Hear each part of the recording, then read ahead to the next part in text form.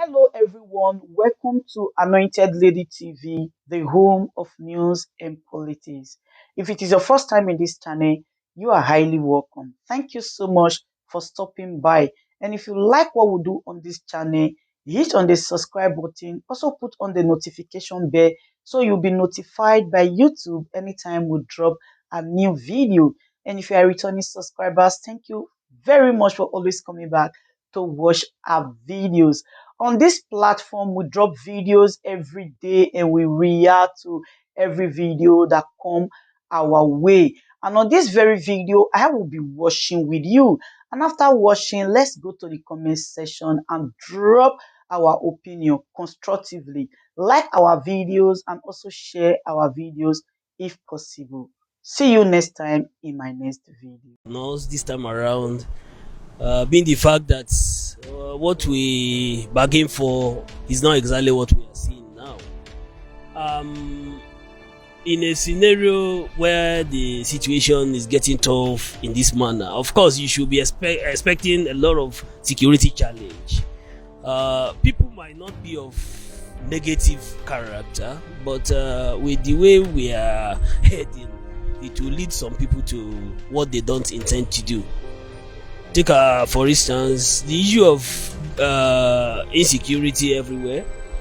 If the ASUU has to continue this way without having that consideration, of course you don't expect youth to go idle, with kind of the blood flowing, in their system. They will either think of one or two things to do, which they might thought is the best thing to do, of which vividly is not the right thing, but no option. So these are the things that I believe the ASUU has to consider in order not to add more salt to an injury. You understand? So aside that, the fuel scarcity is not a new thing to this country. It's not a new thing, but we never thought it should be something that will continue to persist. Based on the fact, the way it has been in those days and today, we've enjoyed a little time not to have this kind of experience. But here we find ourselves today, of which I know vividly something will be done in a time, in a due time.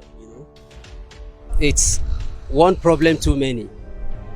Nigerians have had the unfortunate incidents of recurrent fuel scarcity every now and then, but this time it even looks hopeless. The situation looks hopeless, in the fact that just recently in the news, the NNPC is saying the happenings in Ukraine with Russia would likely affect import of fuel. So that tells us that it's already 7 weeks. Whether it will last even beyond 7 weeks is so unfortunate.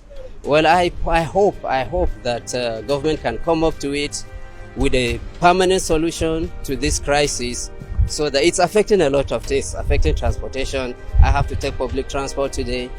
My car has to be somewhere. It's unpleasant. The situation is unpleasant. I just hope that something will be done urgently. I think nothing is working in Nigeria now.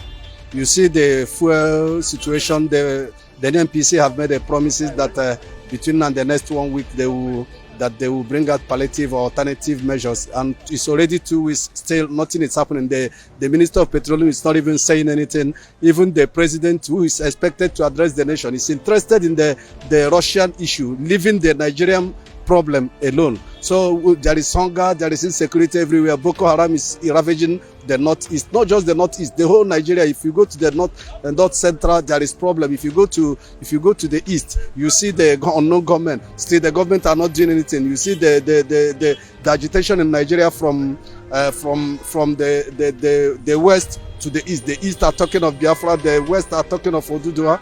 That is to tell you, if the nation is working, if things are working, all this agitation will not be there. But because of this, because nothing is working, the government is collapsed. The government has already collapsed. If we must tell ourselves the truth, it's like an adult eating what was handed over to him to keep for a child.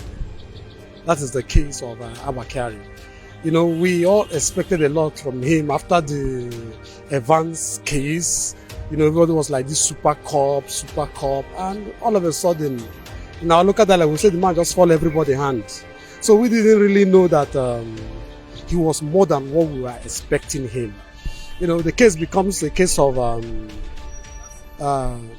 the animal now chasing the hunter, because we expected a lot from him, from the track record, but we didn't know that on the ground he was doing the reverse. So the whole thing is disappointing to me. It now makes me look at everybody suspicious. Even if you're doing the good thing, I'm like looking at you. This one could be an Bakari in disguise and all that. So that's just how I look at it. Okay, so what about this ASUU strike, the full scarcity, how it has affected you? ASUU strike. It has been a recurring dismal in Nigeria, you know. And sometimes I just wonder, if these people are demanding for a particular thing, each time you sit down, you go into an agreement with them, why don't you keep your part of the agreement? Okay, so I don't blame ASUU, because laborer deserves his wage.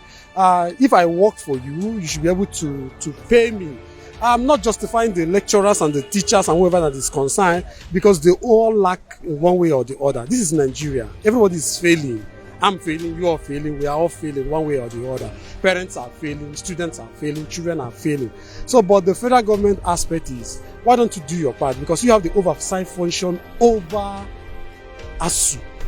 You understand? So, pay them this money, then hold them to do what they are expected to do. You don't pay them. You go into an agreement with them, then you fail on your part. It is disappointing. The students are at home now. A lot of things, like I come from Jos, and I can tell you, cultism, snatching your phone on the street. Now that they're at home, what do you expect? Crime is going to increase. People that are supposed to do 4 years in school, do 6 years, do 7 years. You know, you pay rent. A lot of things are involved. So it's a wake-up call on the government. For once, write an agreement, keep to it. So, fuel scarcity. Like buying 10 liters for 4,000. In a country as Nigeria that has fuel in abundance, is appalling. I must say I'm disappointed with the government and its attitude towards all this. They have no stories. We have refineries that are not working. People are being paid. They tell you they spend billions in maintaining a refinery that is not producing. Who does that? You do a business or you have a shop, you're paying rent on that shop yearly, while you're not making any profit, and that shop is still functioning. Nobody's doing that. They are telling me Dangote is building its refinery. Nigeria is waiting for Dangote's refinery so that fuel, it's funny. An individual bigger than the government, they need to sit up. We are suffering on the fuel scarcity. I paid 2,500 coming here to Jos. The FNI is now 50,000. It's funny. In a country where we have abundance, we are suffering on it. It doesn't all go well. Okay, so the president were in democracy actually. You and me, we are the masses. Any appointment made by the presidency is liable to confirmation. Definitely we're in democracy. There should be checks and balances. So if the people were elected approve it, we have nothing to do. Because you and me cannot go there. Some people are representing us there. And they are the people we're looking on to. If they say they give him go ahead, there's nothing we can do. But we know the intention of this government is to fight corruption. And the question is, are they fighting corruption? Well, the other way, we may say yes, we may say no. You see, Nigeria now, I think what we were expecting from the government is not done. Because the government has no supervision at all. The government have been trying to do so many things, but have no supervision. If I give you money to go to the market and buy foodstuffs, at least if it is 100,000, when I gave you the money, you come back. I'm supposed to ask, what have you bought? Have you done justice to the money I gave you? It's supposed to be so. But now, present government, they are just too slow in supervising their activities. So I don't know how Nigeria is going to resuscitate this in the nearest future. I wish the government will stand up to say, like teachers in Benue State. As I'm talking to you now, I was retired 2018. 5 years ago, I've never corrected one kobo, both pension and gratuity. Likewise, my colleagues there in Benue State too. It is happening all over. No government will stand up and say, why have you not paid these people? And they gave this money out to the governors. They would refuse to pay. So what I'm saying is that the government are trying their best, but they have no supervision on the things they have given them to do. Okay, Thank so you. Then, what about the fuel scarcity? How has it affected you? How The about- first scarcity, Nigeria should make their haste movement to it, because like from from day to this place used to be 200 naira, but we were paying 400 and something naira now, 450 or 400 naira. So what I'm trying to say is, Nigeria should at least, we are having crude oil in Nigeria, having oil